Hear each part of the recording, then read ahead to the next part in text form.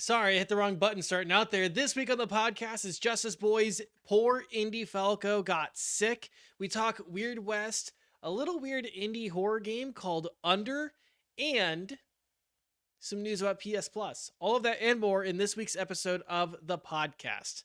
Roll the intro.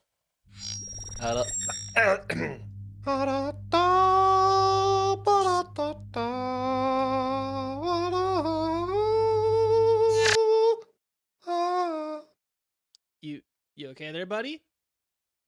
I try to go for a much more zen and serene appeal, but all I could think of was somewhere between Trollolololol and Tiptoe Through the Tulips. So I got my wires crossed.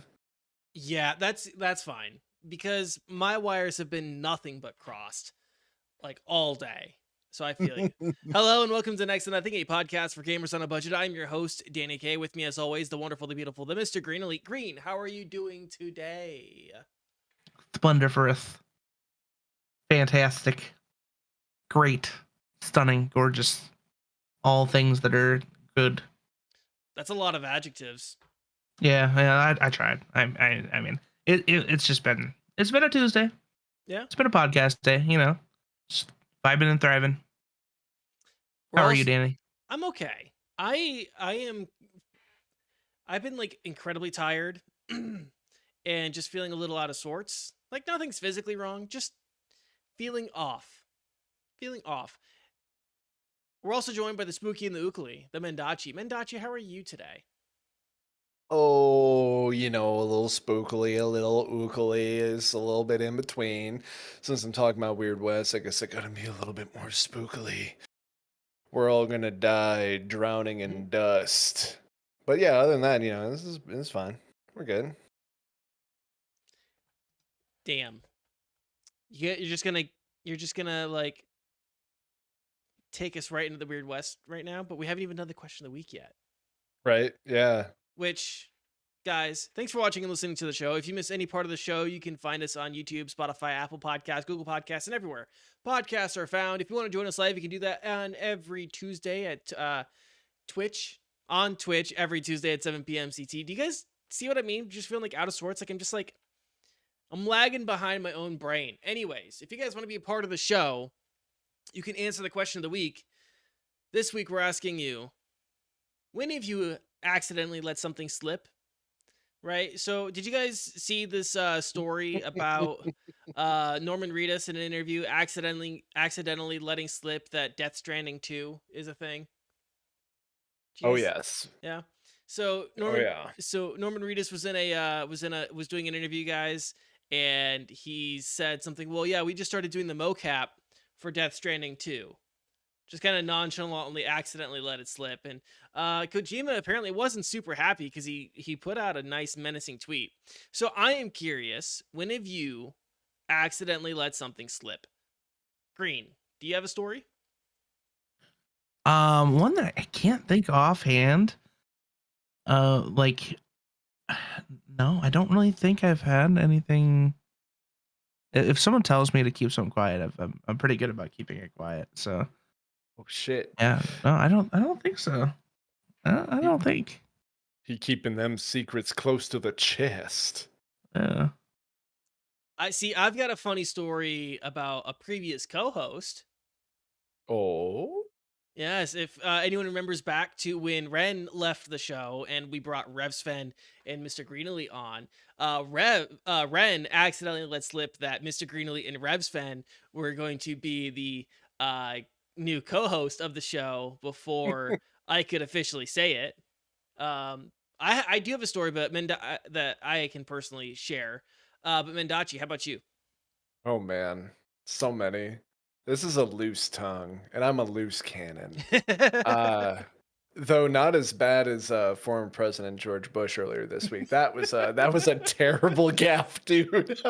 I described that on Listen, I'm 75. I described that particular incident like a 3-year-old suddenly coming self-conscious at a birthday party.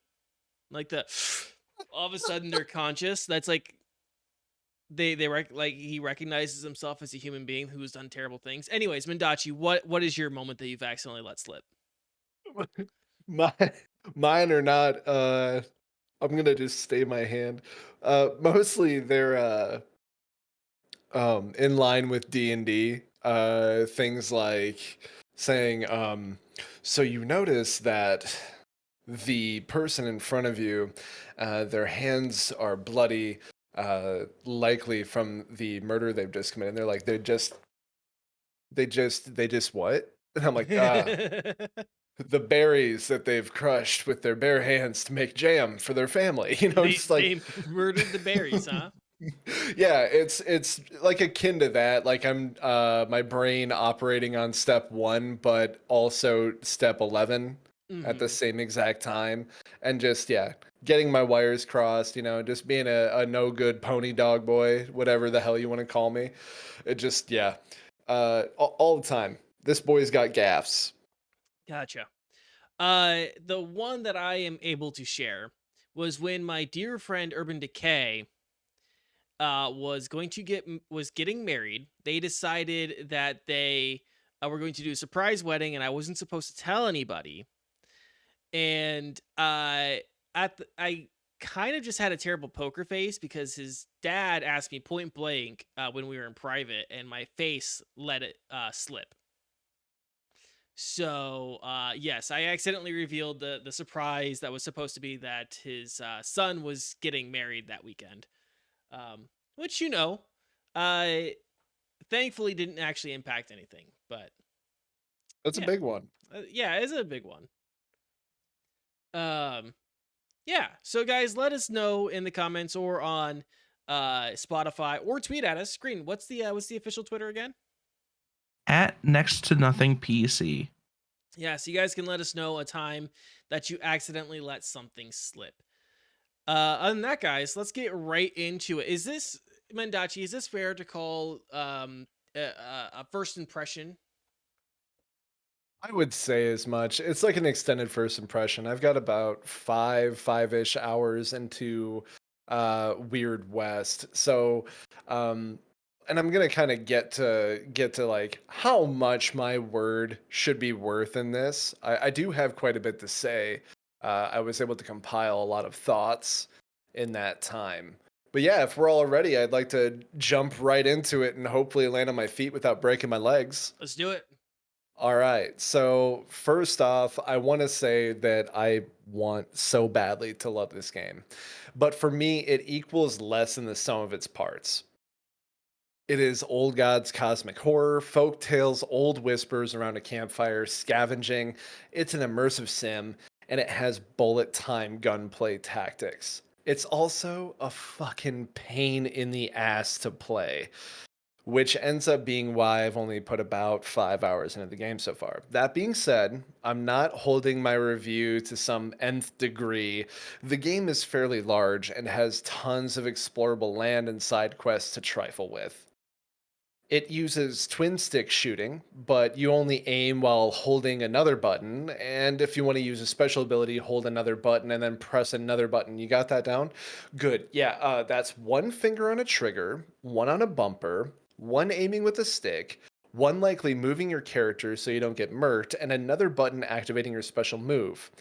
Also, the A button or X button is also your interaction button and your reload button, but also your confirmation button to move scenes along or speak with individuals. The keyboard controls aren't any better. I actually played it with mouse and keyboard for about 2 hours, and it's a mix of using the ZXCV keys for your inventory while moving with WASD, and then you have some abilities that you can get to pressing 1, 2, 3, and 4. Otherwise, when you're holding right mouse button to aim, your 1, 2, 3, 4 change into special abilities. Now you're still going to have to hit those while also moving with WASD, so that you don't get attacked. The enemies are constantly charging at you or taking defensive positions or leaping directly at your face to tear you to shreds or throwing dynamite at you to blow you up. Overall, the control scheme is a really fast way to get atrophy in your hands. There's little to no prompts for confirmation for interaction with objects or leaving a scene, meaning that as soon as you finish that sick ass gun battle, depending on where you're standing, if you press, say, E on your keyboard or A, X, whatever, on your controller to interact with a body, you're automatically out of the map. You cannot go back to that location because you were ambushed and moving along.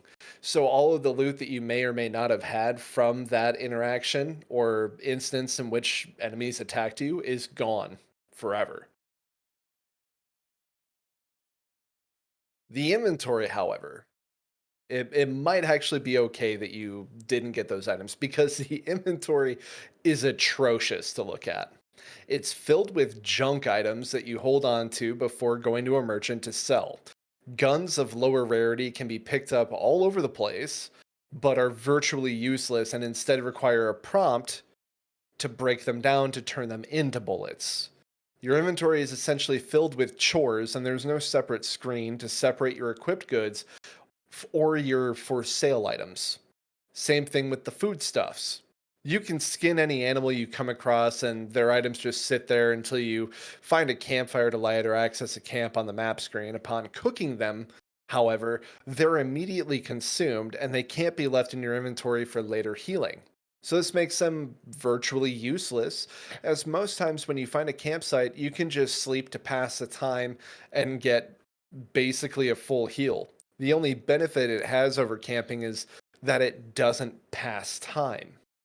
Speaking of time, let's go ahead and talk about the time mechanic in the game. There's a true to form day and night cycle, as well as different weather patterns, both of which have different effects on the gameplay and can change your stats and abilities. For instance, if it's raining, you're going to start getting puddles on the ground, and if you throw a piece of dynamite and then it gets into a puddle, that dynamite's useless, won't go off. And also, if you're wet, there are some enemies and some abilities that you have that can deal shock damage and do a little bit more damage, or they will wash away oil spills. So there's a lot of in depth thought that goes into how the world interacts with itself as well as the characters. A note about your abilities. The first character you play as has 5 weapon classes to use, and each one has 4 unlockable abilities with hidden upgrades: melee, rifle, shotgun, handgun, and bow, all of which have a range from exciting and different to unsurprising and predictable ways to use them. The game is vast. With that size, often comes bugs. I definitely experienced one when I went to capture a target alive early on. I left the enemy's hideout with the enemy knocked out, heaved over my shoulder. I was rounding the exterior of the fortified hideout when I came upon a hill. Started to climb down that little hill when my character just clipped down the side of it, fell over, took damage, and the target flew out of my hands as it turned into spaghetti. And then it shot across the map. I tracked her down using her quest marker as a means to find the right path, only to find that she was currently flying straight through the planet. So, after exiting the current mission map, which you just have to cross a boundary line in the area map that you're currently in for the mission, and exit to the world map. You can set up camp or move away slightly and then move back and re instance the area. This got the target to reset back onto the surface of the mission map and allowed me to recapture her. Granted, I did end up running into other clunky jank after that, and there's been several other instances of jank in my very short time trying to play this title, including leaving the game for a few days after my sit down, like my first time sitting down with it, only to find that the entire upgrade system for the weapons that was originally in place with the blacksmith NPC no longer existed, and mining for ore existed only for making money, which you then use to do everything that money does. You're only able to purchase the upgraded weapons that are available from whatever merchant you come across or the guns merchant in town. There are a couple other NPCs that you can interact with, but overall, that whole upgrading system using the silver, copper, and gold ores that you find seemed like the best way to do it. But perhaps they were finding that players were able to too easily farm that ore and get their weapons up to an exceptionally powerful level early on in the game, and that probably just wasn't something that they wanted you to be able to do. So this again makes keeping guns that you pick up all over the game useless. Your entire inventory, in fact, is mostly filled with junk that just takes up space until you can get back to a merchant, sell for little to nothing. And every enemy has a weapon you could pick up. So break them down, get a couple extra bullets. You can scavenge the meat and vegetables around the map from various animals, farms, errant barrels. And again, those are all useless until you get to a campfire. And the campfire mechanic seems like it's just a way to balance the difficulty of when and how you can heal. But in the end, it just ends up being more inventory space used up and just doesn't make sense or feel good in any way. So, in short, nearly your entire inventory is just filled with chores. There's a ton of different directions to take your character, and the game certainly rewards you for going with a more non lethal approach. Yet, all but one of your special upgrades just makes you a better killing machine. The mission locations are set up in a way that allows a myriad of paths to get to the finish line or target of your bounties and plot hooks. Overall, it kind of reminded me of playing um, Dishonored for the first time, where the game explicitly tells you the more people you kill, the more chaotic the world state will get, which is a way that you can get one of the worst endings. However, you find out that it would take you going through and hunting down every enemy and killing them in order to force that world state change. This game kind of suffers from the same thing. It, in fact, tells you when you leave bodies out, there's going to be carrion creatures and things. It's also the Weird West, so you're not really certain if the dead will walk again or not. And so for a while there, I was literally breaking every shovel I came across just to bury bodies to try and, get that karmic wheel spinning. Only to find that, yeah, actually, that doesn't really matter. So why put so much into it? At this point, I don't have an answer for you. So keep in mind, I'm only talking about the first character you play in Weird West with.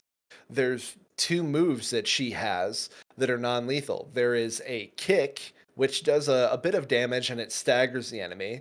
And then if you can catch them unaware, you can put them in a chokehold, solid snake style, and either keep them on your shoulder, put them and hide their body so they can't be woken up by other enemies or found or anything like that. And you can do the same thing if you shot someone in the head. You can hide their body, or you could bury them right there just to kind of try and hide your tracks a little bit. There are 5 total characters that you play as in different portions of this game, including a werewolf, I guess. I'm assuming their stories intersect and have different weapons and mechanics, which sounds super cool, but I really don't want to end up playing this character for another 5 or 6 hours and then go to the next character and end up having the same exact experience with a slightly different flavor. The world of Weird West is pretty neat to look at. It's somewhere between the end of the world and a dime novel of our late era of the Wild West. The game's visuals are highly stylized, which certainly fits its vibe and aesthetic it was aiming for. The music is very much what you can imagine in any dusty, sandy, wild wasteland.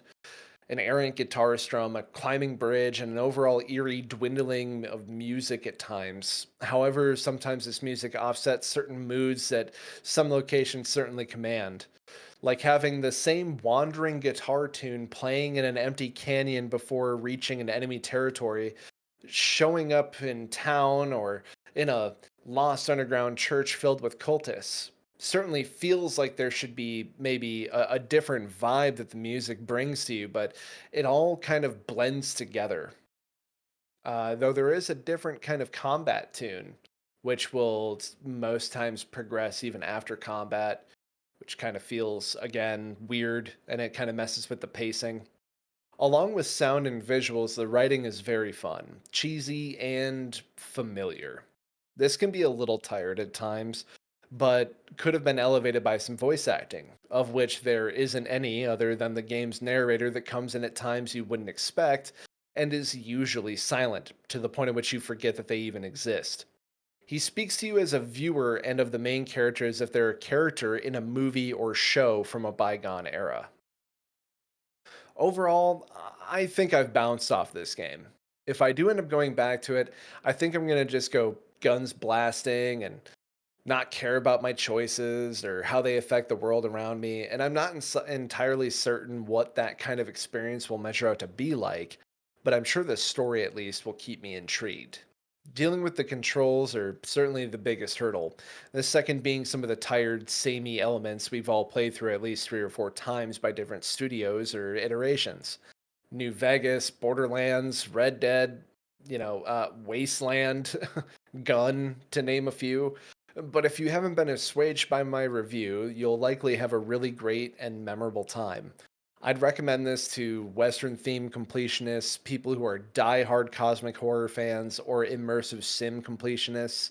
And by the way, the first saves combination is exactly what you think it is. If you want to run this on your PC, the specs for it are a 64-bit processor and operating system. You need Windows 10. Processor, you're going to need an i5 2380 or equivalent, AMD FX 6100. You need 6 gigs of RAM. For the graphics card, you're going to need a GeForce GTX 650 Ti or a Radeon HD 7770. And for storage, 16 gigs. This is at least also available on PS4. Um, Man, it would be really really good to allow people to maybe get their hands on this as a demo or Yeah. something like that first and foremost, because you're gonna need to see if those mechanics are gonna, you know, push you away. Yeah. You guys got any questions? No, I just have, well, in a moment, I'm sure, but I do have a note. It's also available on Xbox One. Okay, perfect. Um, and it is, I think, did you say the price?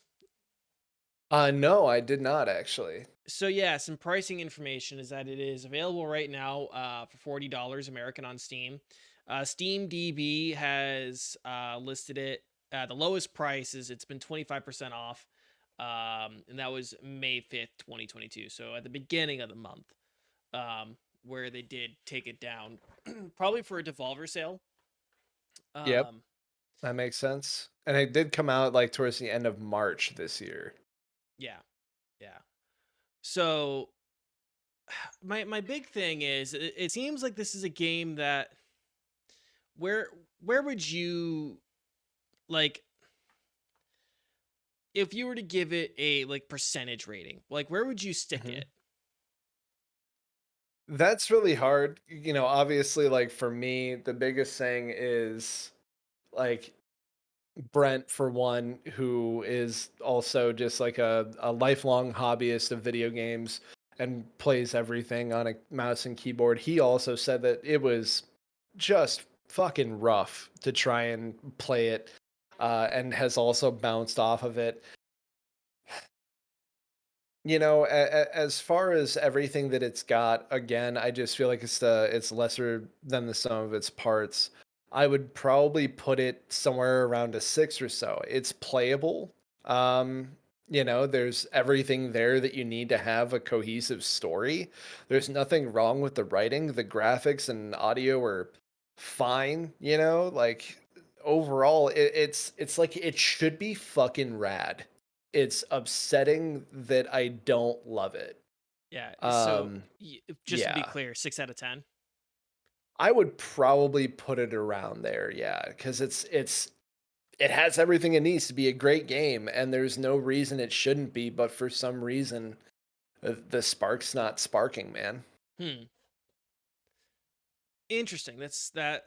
It's a little disappointing to hear because I like the way it looks. Ever since picking up Hunt Showdown, I've really loved Wild West settings lately. Yeah. Um, so it is kind of disappointing to hear that it's not really clicking for you. I am seeing that it has mostly positive reviews, and it's according to Steam DB's rating, it's sitting at 72%. Mhm. Uh, so that it's just it's interesting. It's interesting. Green, do you have any thoughts, opinions, questions? No, as Madachi's been saying, is like the play style just doesn't seem overly appealing to me. Just the way that you handle the controls and stuff just is definitely not something that I would be interested in personally. Yeah. Um, because I've played games like that before that are they're just rough. Yeah, because it's how do we classify this? As like an ARPG? It's an immersive sim. So things like Deus Ex or Prey, Siphon Filter, things like that. It's very much that. You have a lot of interactions with people. Uh, you have a reputation system, so like the way that the world views you because of the way that you interact with the world, as well as just like interacting with different objects. There's lock picking, there's, safe cracking. There's not necessarily a tree. There's no EXP. There's nothing like that. You do not level. You get better equipment, and your equipment levels. Like you can get it. I mean, you used to be able to get it upgraded, but now it's you either find the better stuff or you purchase the better stuff. And that's kind of what sets an immersive sim apart from, say, like a ARPG or character RPG, anything like that. It's very much so a narrative and story driven game with these elements of the game changes as you get further. Your character is able to do other things and interact in a different way. Gotcha. Um, yeah, no, it kind of stinks because I know this is something that was supposed to be like a really, hyped release, and it kind of stinks that it just fell flat for you. Yeah. Yeah. I really do recommend that, if this did interest you at some point, just wait for a sale, or perhaps Xbox will put it up on Game Pass. Grab it when that happens and try it out. I bought this almost when it was like brand new, because I was super hyped for it. So if you're on the fence, do not go right away because you might end up a little disappointed. Gotcha. Anything else for Weird West? We good? I think so. We good. I'm good. Well, now that we've got that above us, let's get under this next review. I'm sorry. I'm sorry. It wasn't. It I'm putting wasn't in my good. resignation. Yeah. Official in I. 45 minutes. Oh, you don't get to quit, okay? Because I am ending the show. Just Permanently. Just permanently, just done. based on that performance right there. Hey, real So quick, yeah. Otis in chat just said that Weird West was included in Game Pass, so go Oh check it out for free. yeah. So check it out. Thank you, Otis. Yeah. So under. Oh boy, it's been a little bit since I've had something that just kind of has very little redeeming about it. So Under is a pay what you want horror game on HIO by Solitary Studios. The game is pretty short and should take you roughly 30-ish minutes to complete. The game is set during World War II, and you are a soldier who awakens in what I think is a Soviet tunnel system underneath the battlefield, and you're all alone. The game's atmosphere is pretty creepy with low light, scarcely lit, with oil lamps. There's supply crates and abandoned weapons everywhere, which, by the way, you can't pick any of the weapons up for some reason. Which for a horror game, I feel like the first thing I would do if there was monsters around me would be pick up a weapon. But anyways, as you traverse the tunnels searching for your escape, you encounter these grotesque mutants that I just called mole people. The entire time I was playing it, I just called them mole people. The game is really light on mechanics and is really all just about finding a singular item. The game doesn't offer any puzzles or challenges or a stealth system or combat. You are simply a meat sack to get scared in this game. That is all you are. That is all you will do. Um, this is one of those horror games that really relies on cheap jump scares with loud, sudden noises and the screen getting filled up by a grotesque monster. Um, once you get jump scared, though, once it happens twice, you just recognize the cue and you know when it's going to happen again. And I will say one thing that happened to me was that I got caught in a death loop because I didn't realize that all I had to do was just run. And I'm not gonna lie, I got incredibly irritated because of the sound design of the game. Because it has this weird, high-pitched, shrill shriek that the monster makes that you hear every single time it appears behind you or is about to get you. And I got stuck in this loop because I thought I would have to be stealthy to get past a certain section, and all I had to do was run. Sorry, I just heard something. Yeah, the entire game is just light on mechanics and light on anything that really makes it that would make it an otherwise interesting game. That includes storytelling with a weird ending that just made the whole experience feel like it was supposed to be just a dream for the player character, and it was entirely unsatisfying. There were not really any notes. There were not really any sort of, there wasn't any sort of like situation in which you are, like finding tapes or notes or talking with anybody. It just ends. It just tells you that you're stuck in the tunnels. Overall, I really don't think I can recommend anyone go out of their way to try this game. I don't think it would really. I have a hard time even wanting to recommend it for like a horror night. It's one of those classic examples that I give of like, you just find a bunch of horror games to play with some friends on like a Saturday night. Like I can't even really recommend this game for that. It's just blasé and cliche to a fault, with no mechanics or gameplay opportunities that really make it interesting whatsoever. To not be super like down on the game, it ran well, it played fine, it did what it launched, didn't crash, it didn't have anything, any major problems like that. It just was lacking on so many different fronts that it's hard to recommend. Just a very bare bones experience. So I might go check out the rest of Solitary Studios catalog on it to see if there are anything that is like more in depth, anything that they improve on. But if this is like what their games are, I can't see myself recommending anything from them. That's kind of it. Do you guys have thoughts, questions, opinions? Not really.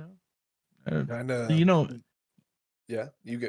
I was gonna say, go. you know me, I don't do horror games, period. So like, just Honestly, Green, if once you got past the second jump scare, you would be fine, because it cues you so much, and the sound design is really fucking annoying. Like, it has like this weird, almost whale call through a whistle. What I the love that. fuck? That makes me happy hearing you say that. Whale call through a whistle. Yeah, it's like, mix a whale call and a whistle together. Like, yeah, I don't know. It just, the setting itself really had nothing going on with the story other than just being in a tunnel. Now, this felt like if I didn't know better, like if this was on Steam, I would have thought this was an asset flip. I would have thought this is like, especially if it had a price tag on it. Like, if this game was on Steam like 99 cents, I would have said it's an asset flip. Like, full stop. So yeah, if you guys are searching itch.io and you see Under, I don't really recommend it personally. You can try it for yourself. If you like it, tip the devs. I couldn't justify it. If you guys want to see my gameplay of it, you can go to the second channel, Danny K Streams and Highlights. Check it out there. And yeah, that's my review of Under. Splendid. It kind of reminded me, just like looking at it, the way the camera moved, the lighting dynamic and everything. It looked like a very, like, just the bare bones of Visage. Like, you had zero interaction, nothing going on. And you mix that with just like, man, I don't know how to do a hiding mechanic, so you're just gonna run. Like maybe like the proof of an idea. You can't even call it proof of concept. You know what I mean? It's like you had a random idea that you were like, this is a cool setting, and then Yeah. why? And then you went through all of the massive effort it takes to program a game. Yeah. I Ah. Well, and like the whole thing of like you mentioned like the programming of the game, that's like the other part of it. Or I'm like, this if this was on Steam, it'd be an asset flip because it looks like it's just so copy and paste of Yeah, like yeah, slap all the assets where they need to be, create like add some like basic AI. So like the ending sequence is like you getting chased by this monster. And like it's literally like just behind you. Like you can juke it like pretty easily. Like you go up some stairs, you don't take fall damage in the game. So you can go up these stairs, drop down and like juke the monster as it comes back to get you. Right? right. So it's like it just has nothing, it has nothing going for it in terms of that would make it an interesting game. The setting is blasé. The monster itself is not all that terrifying. There's no mechanics that like make you feel like you're ever at risk. It feels the points at which you lose almost feel more like they're landmines than they are anything else, right? You stepped on this section of the map for too long, you didn't run away, so now you're dead. Yeah, It's yeah. like you like it's just more like a landmine than anything else. Like it's just triggered by the fact that you're there and not by anything that you actually did. Hmm. You didn't kill the like you died because you didn't run and you should have known that you're just supposed to run. The only way to truly die in amnesia and like layers of fear. Yeah.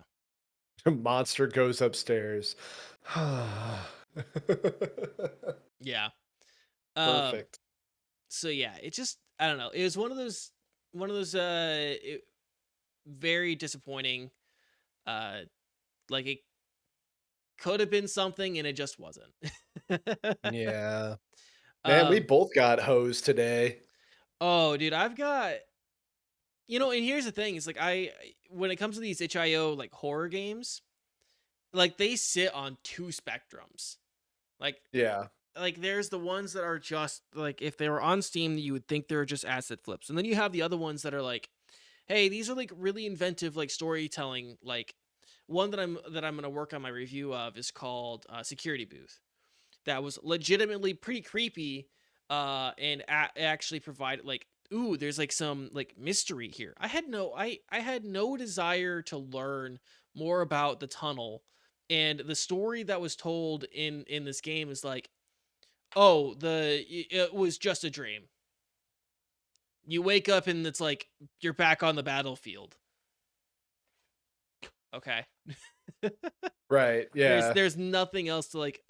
What were those creatures in the tunnel? Why was everyone gone in the tunnel? Why was I the only one there? There was nothing. There was no intrigue. There was no mystery that made the game like worth checking out. I feel I like don't think you're searching deep enough, Danny. I think the real meaning behind this is that war is the true monster. Okay, Oh, damn. That is deep, dude. you know. that is really deep, and I feel like I'm gonna have to dwell on that over our break. You guys ready for a break? Hell yeah, man. I got a lot to think Either about. All right, guys, we'll be back in 2 minutes. Stay right there. Hello, Danny is being lazy and has decided to have a text-to-speech robot record this message for you instead of doing it himself. He wants you to know that you can help support the show by telling your friends. Telling your friends about the show helps us grow and help more people save money while gaming. It's also free. You can tweet about us, share us on Facebook, or even send a message directly to your friends and family with a link to the show. Don't forget to like and subscribe on YouTube, or leave a comment. That helps tell the algorithm that you like this kind of content and would recommend it. Thanks for watching and listening. The show will resume in just a few moments. P.S. Green Elite has bad taste in Pokemon. And we're back. So, guys, would we say we're influencers? I influence myself to eat more food. Yeah. I have a hard time thinking I'm an influencer, but like maybe technically we are. So Don't you know that I'm a big TikTok star with like garnering millions of people Right. and like just posting videos of like it's one of three things. It's either a bunch of Amazon products, but I don't explain any of the Amazon products. I just show videos of me taking them out of boxes and setting them up. Mhm. Or I'm doing clips of movies or TV shows and I'm just staring at the screen going, that's influencer, baby. That's the Yeah. influencer life on TikTok, baby. Woo! Yeah, and then you direct people to go check out the link in your bio for said Mhm. products, right? So Yeah. the Federal Trade Commission, the FTC, the U.S. agency who handles the broad regulations of advertising and marketing in the country, has stated that they will begin cracking down on influencers and platforms over, quote, fake and manipulative reviews. And so you might be wondering, Danny, why are you talking about this on the show? Well, as a consumer and customer focused show that is all about helping you guys save money, we also want to talk about deceptive advertising practices. And it is your right as a consumer, to know when you are being marketed and advertised to. And that ads that you should know, the ads need to be clearly stated that they are ads, as well as being truthful in what they provide to the consumer, what the products provide to the consumer. And it is important that basically you should never not know that something is being advertised to you or not. Stealth marketing should never really be a thing. That is important to know and keep in mind for this entire conversation here. Because influencers on all sorts of platforms are stealth marketing to people, and the FTC does not want that to happen. So think about those situations on like TikTok, Twitch, YouTube, where someone says, if you want to check out this product on Amazon, go to the link in my bio. I have it there. That link is almost 99.9% of the time an affiliate link, which means what they just did was essentially an advertisement. And you were none the wiser. Now, this has been an issue for a while, because especially in the new digital space and in gaming. In 2015, Machinima, the now defunct Machinima, faced charges from the FTC for deceptive online advertising. And my favorite go-to scandal was also the CSGO Lotto scandal, where Syndicate and T-Martin failed to disclose that they owned the infamous gambling website, and they also had their friends advertise the site and gamble on the site using the site's money, right? That's illegal. That's deceptive advertising. So the FTC is going to be making some changes to the guidelines that they hope will reflect, quote, reflect the extent to which advertisers have turned increasingly to use of social media and product reviews to market their products. Influencers constantly interact with their followers in their market or social niche. These are often relationships of trust, and without clear guidelines and responsibilities, they're ripe for commercial exploitation and deception. The new guides make it clear that we intend to investigate breaches of that trust, whether it's by brands manipulating reviews, influencers not disclosing material relationships with companies, or by micro-targeting aimed at deceiving specific groups of consumers. So, you, dear listener, who we care about very much, be weary of people who do not disclose their financial connections, their financial stakes with certain companies, especially Amazon, or in our because let's just say all three of us. I mean, it's true a truthful statement that all three of us here are Amazon affiliates. We automatically get Amazon affiliate status through our affiliate status with Twitch. If we send you a link that's like an Amazon link saying, hey, like this Razer mouse that we buy, check out this link on Amazon, we should be disclosing if that link is affiliate or not, and if we have financial stake in you using our link. Same as we always do whenever we mention Humble Bundle, that we are Humble Bundle affiliates and have a financial stake in that company. It's one of those things that as a savvy media consumer and social media user, I actually get really annoyed about, and I would actually encourage our viewers to investigate people when they don't do that and call them out on it, because it is a violation of trust between them and between other influencers and their community. The changes will definitely affect YouTube and Twitch, hopefully for the better. I hope that it also affects TikTok, because TikTok is rampant with that kind of bullshit, like all the time. I hear check the link in my bio all the time on TikTok. It is rampant with that kind of nonsense. Instagram too. Instagram is another terrible place for that. But hopefully it changes the platforms for the better. People should be more knowledgeable that they are being advertised to and marketed to. And hopefully you guys don't get bamboozled by bullshit as much as a result of this.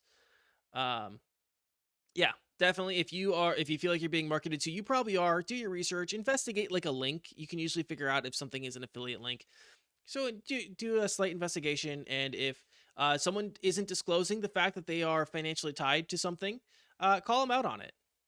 I actively encourage that, because that is just them trying to circumvent ethical practices, best practices, and just trying to exploit their audience. And nobody in this space should be trying to exploit their audience. I had a little bit of my soapbox there. Sorry. I'm gonna kind of go around the table. Green, what do you think? On the side note, I'll be selling organs on the black market. You can follow the link in my bio to receive those. But yeah, I definitely think that this is a good thing that the FTC is looking into deceptive marketing, because wasn't there like a game that was just talking about like we just talked about like a month or two ago that was like throwing in game or like advertisements in the game. Well, I mean, the issue isn't necessarily with like major it's really like a lot of social marketing. Mm, that's It's fair, yeah. it's and there's also a lot of people looking at manipulative reviews as well, like, Yeah. which I mean, the manipulated reviews are definitely like, if it's like bots and stuff like that, if people are buying positive reviews on Amazon, that goes against their Mm. TOS. And Oh, it happens all the time on Amazon. Yeah. I'll buy something on Amazon and it'll included in there, it will be like a piece of paper saying give us a review, a 5-star review on Amazon, and we'll give you a $5 Amazon gift card or something like that. Yeah. And I automatically go and review bomb that. Immediately gets 1 star. Yeah. If I receive shit like that, I'm like, you don't tell me. Like, I don't care if the product was fucking purely exceptional. I will 1 star that immediately. So yeah, it's shit like that. You just need to be wary of who you're getting your information in your reviews from. Especially on like YouTube and TikTok and even the Amazon reviews and Newegg. Just make sure that you're really paying attention to not only the 5-star reviews but the actual 1-star reviews too. Yeah. And again, always be weary of links provided by influencers. It's actually Absolutely. in YouTube, they're actually supposed to state if something is an affiliate link. Mendachi, what do you think? Something to take from this is definitely all of Next to Nothing's wariness for all affiliate programs and people that are part of affiliate programs. All of us have different companies that we have gotten an affiliate status with or some sort of partnership. You have to know that when someone has something, like let's just say Twitch, for instance. I have a timed bot that pops up with a link to one of my affiliate programs, and it specifically says, "Hey, if you purchase something from here, know that I do get a portion of that. It will go right into making my channel better." Um, but I like this. I'm actively usually using these products, and I'm behind this company. So it's one of those things where you really do have to be wary about how they're wording all of their uh, ads. That's really what it is that when it comes down to it, you're looking at people and interacting with people that are ad men, for lack of a better way to put it. And these companies are utilizing these relationships, business relationships, as a means to get at niche markets as well as broad markets without having to spend millions on advertising. That being said, the people that are essentially, acting as spokespeople for these businesses are getting a decent chunk of change for doing this. You need to have the wherewithal to know that if you do see something on Instagram, on TikTok, on Twitch, on Twitter, wherever it is, that's coming from a specific person and it has a link or it says link in the bio, you should immediately know, okay, this person will have some sort of bias because it's a financial bias is what it comes down to. They are going to get a kickback. So my biggest thing is that you can always ask me about any of the products that have been put out by anyone that I'm affiliated with, and I will give you honest answers. It's also, obviously we didn't get paid by Devolver Digital to talk about Weird West. I certainly didn't get a key or anything like that. And any time that any of us do review anything that we have any sort of kickback or we got for free or something like that, we always make sure that we mention that to you guys so that you know exactly where our words are coming from. So if you don't have that from somebody, you should have some red flags go up and you should ask a couple questions. Most certainly. Um, G Fuel is one of those ones. Hey, do you want me to put a little wrinkle in our Weird West review there? Hey, What's that? so Weird West is on Humble Bundle, and we can create a Humble Bundle affiliate link. If you guys use our link and want to try out Humble or try out Weird West, hashtag. There you go. Yeah, you really need to be wary of that stuff. Sorry to interrupt you there. I just wanted to make No, that joke. that's perfect. Yeah, that's definitely part of the bit, man. It's just that. And every time that we have ever done anything like here's a Humble Bundle code, guys. If you follow this link, know that we get a small stipend from this. And just know that we're putting this out here. It is our code. We get money from this. It's one of those things where a lot of people that do interact with these businesses, with these brands, they won't say that because they want you to believe that they just think this is the coolest thing and you would be cool too. You know what I mean? It is deceptive marketing. It is unethical. It's bad. It's just bad business and it's bad. It's a bad way to build rapport. Nothing about this is good. So yeah, go ahead and crack down on it. I don't know how you're going to be able to hold back that floodgate, but I am curious to see it. Yes. Anything else on this topic? I'm good, man. Yeah, Okay. good as well. Let's talk PS Plus. Mandachi, you're taking point on this, right? Yes. Okay. Tell us all about it. All right, so it's pretty simple. Basically, what we had done a lot of conjecture on, not last week, but the week before that, PS Plus is talking about all these games that they're going to throw on. We got just a little bit of a tease as far as some classics that they were throwing up. I think at the time there was only like 4 PS1 titles that they were showing us, including like Tekken 2 and Ape Escape and some stuff that probably no one here has really ever heard of. But today, like at 11 o'clock this morning, they finally released a pretty extensive list of everything that you're going to get when they launch their new PS Plus programs on June 13th. Because there's 70 titles, I believe, I went ahead and I grabbed a nice article that has everything listed per tier, what system it was originally put out on, and who developed it. That's actually in our show notes. So if you're a podcast listener, check the show notes, grab that link, and you can go ahead and scroll through it. But something I wanted to kind of do was go to each tier, tell you a game that I'm excited or think is cool that they're adding, and pretty much just go about it like that. So I'm going to start at the top with the premium or deluxe, along with extra members. So keep in mind, it goes PS Plus Essential, PS Plus Extra, and then PS Plus Premium / Deluxe, depending on how you look at it or how they're wording it.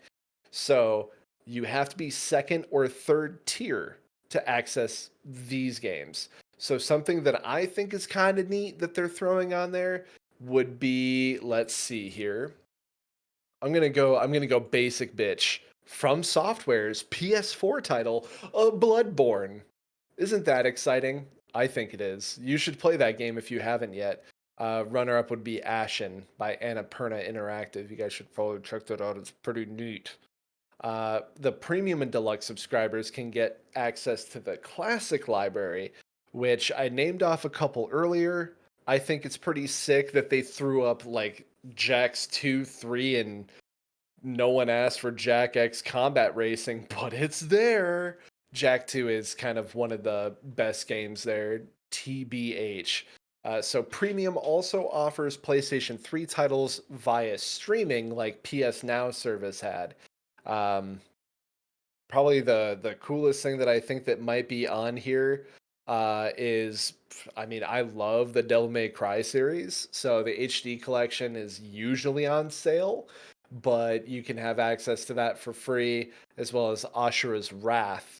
I'm just a big Capcom fanboy, and also Ninja Gaiden Sigma 2, but there's that. So finally, we get to like just the deluxe, like the games that are part of deluxe as their timed trials. Now, this is something that I don't think that we covered before.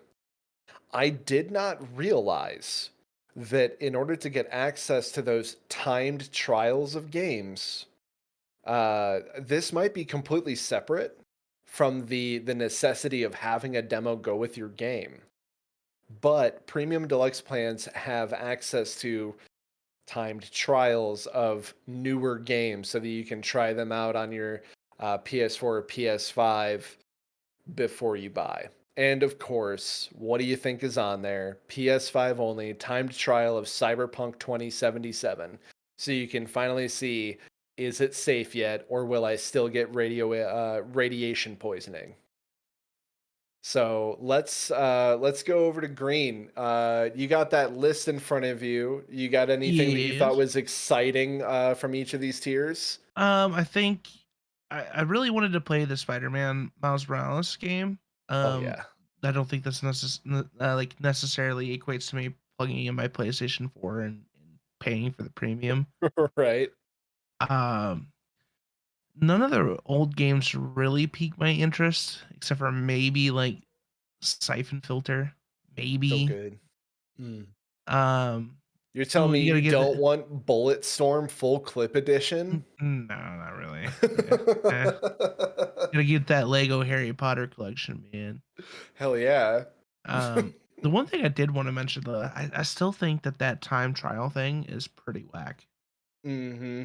Mm-hmm. Especially since Game Pass like gets a lot of titles on there on day Yeah. one Oh yeah, absolutely. or pretty close to day one. So I mean, if to me that just seems like they're not willing to, they don't have faith in this system Before enough. it's even out. Yeah. Yeah, Like, because what like does a that lot of people say? on PC, like people will pre-order the games, Mm-hmm. and have Game Pass already. So like these companies are making money on those titles, regardless if they're on Game Pass or not. Right. Yeah. So I don't know. It just feels like one of those like, do we really want to put it on this premium thing when we're only making an extra, $7 a month per person? Or Yes. do we want to, get that full $60 immediate pay? It's just, I don't Fucking like that. goofy. It's Yeah. backwards. What about you, Danny? You got anything that from in either of these tiers, any of these tiers that look exciting or interesting, controversial even? Not, and I've said it before on the show. I was never a PlayStation person, right? It just Mm-hmm. wasn't the console that I had, um, or the console that I really had access to. So like nothing here is really doing much for me in terms of like wanting to like buy a PlayStation and then also pay into this system. Like there's nothing here that's making me like want to jump on it. And I don't know if that's just like a thing about if it's a thing with the titles or if it really is just like the platform just doesn't interest me. Um, Right. like the closest I really got was like maybe the Infamous games, but I don't think those are exclusive to PlayStation Yeah. anymore, right? Yes, they are. They are? Yeah. Yep. Yeah. Those are ones that never left. Okay. Yeah, and they're actually very good games too. I very Yeah. much Yeah, enjoyed them. straight up from the same folks that gave us Ghost of Tsushima as well. Yeah. It's like there's some stuff here that it's like why would I like South Park: The Fractured Butthole, Mm-hmm. um Tom Clancy's The Division, uh Are you saying Division 1's on here? yeah, The Division. Whoa. Like Far Cry 3 and like 3 and 4, like none of these would like make me want to like get on it. And I again just like a lot of the only one that just caught my eye that I would like maybe think of that I'm pretty sure is Mhm. still a PlayStation exclusive would be Shadow of the Colossus. Okay. That's like the only one that's like catching my eye. Like The Last Guardian, which is the spiritual successor to that one. Yeah, it goes Ico and then Shadow of the Colossus. Then a million years later, The Last Guardian came out. Yeah. So there's just not much like really here that would draw me into the service. Now, here's a really interesting thing is I get to flip the chessboard that we were playing on, right? A whole bunch of these people will find out in time. And so I want our listeners to keep this in mind. These are not exclusively emulations of the PlayStation 1 games or the PS3 games. Some of these are, in fact, how do I want to put this?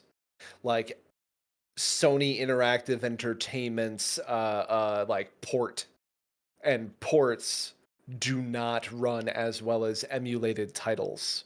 So for instance, Shadow of the Colossus, you'll see there number 29 on the list of like the extra premium and deluxe members get it. That is the PS4 version. Which yes, pretty, yes, capable of like super crazy ultra high definition lighting, but boy oh boy, do the physics go the wonky in that game. Hmm. Uh so like there's going to be some interesting stuff. This is not going to be the last time that we hear about this, for instance. But yeah, a lot of these titles truly give me the vibe of you just walked into video games, etc. There are two iron mesh bins Hold and on. it says $5. What do That you is I'm pretty sure that is a very localized uh chain of stores. Hold on. People might not know what video games etc is. GameStop. Um EB Games. GameStop would GameStop wouldn't do that though. No, they They're wouldn't. gonna milk you for every single penny that they could get you. Yeah. For. So Yes. So I would say like a Walmart bargain bin. Yeah. Yes.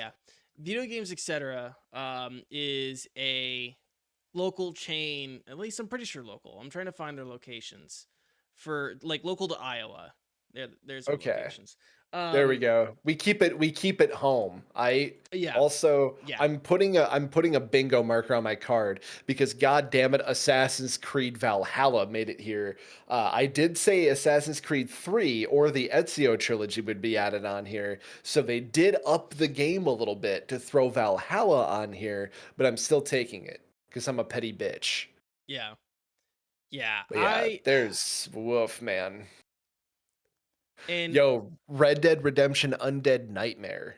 ooh, I remember when I graduated high school. right? That's cool. That's super sick. Lost Planet 2 and Fear. We got those PS3 games that everyone's dying to go back to. You know? Right. Maybe? Loco Roco? Cockroach? Cockroach? Rechu? What? That's on Orochimaru? there. Yes. Yeah, no, there's just not much for me here. It's wild. It's such a wild list. Please check the show notes. Yeah. Check that out. I'm gonna go ahead and throw it in the chat as we close up shop. Yeah. Anything else that we wanted to discuss? No, man, just wow. Wowie zowie. Green? Oh, not for me.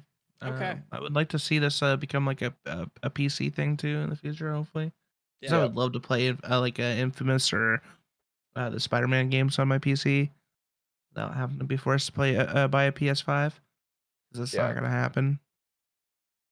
About the only way that it's going to thrive, in my honest opinion. If it's going to succeed, the PC will give it wings.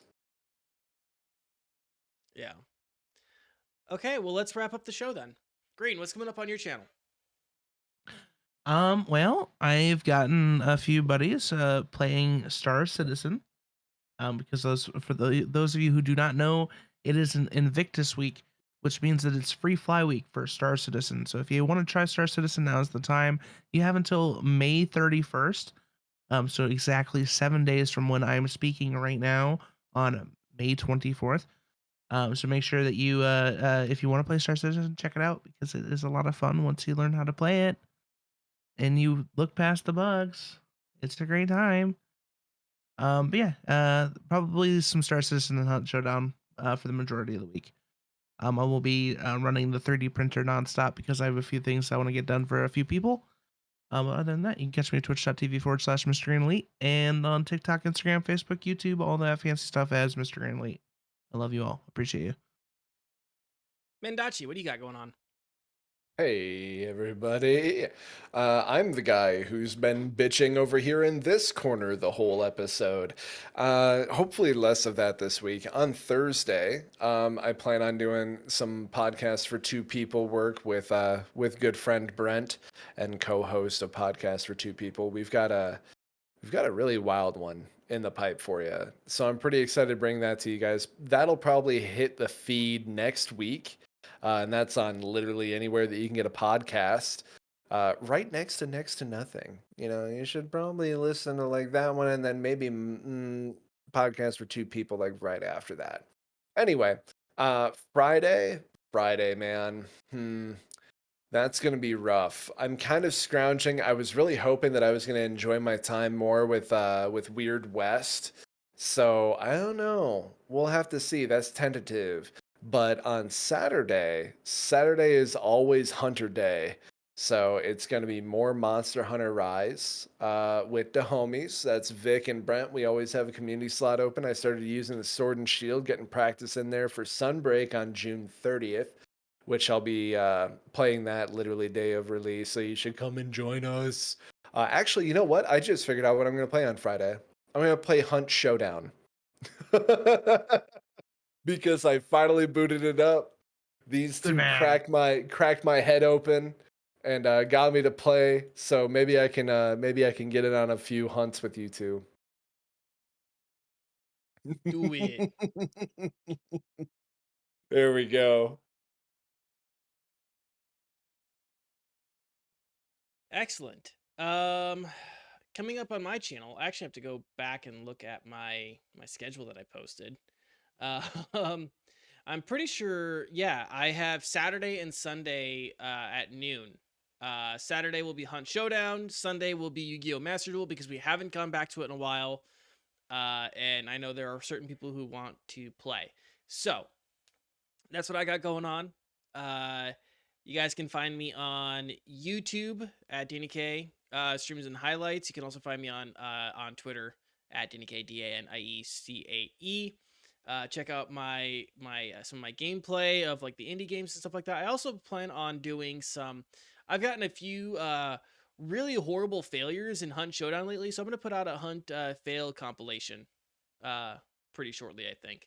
Anyways, that's what I've got. Anything else, guys? Nah. Okay. No, sir. Well, that's going to wrap up the show this week. Thanks for watching and listening. As always, your guys' time is always appreciated. But of course, we're not just we're just not in it for your time and attention. We're interested in your thoughts and opinions as well. So drop us a comment or tweet at us about anything that we talked about, or our question of the week, which is, let us know, when have you accidentally let something slip? And was it as bad as Norman Reedus? And will Kojima threaten you because you let it slip?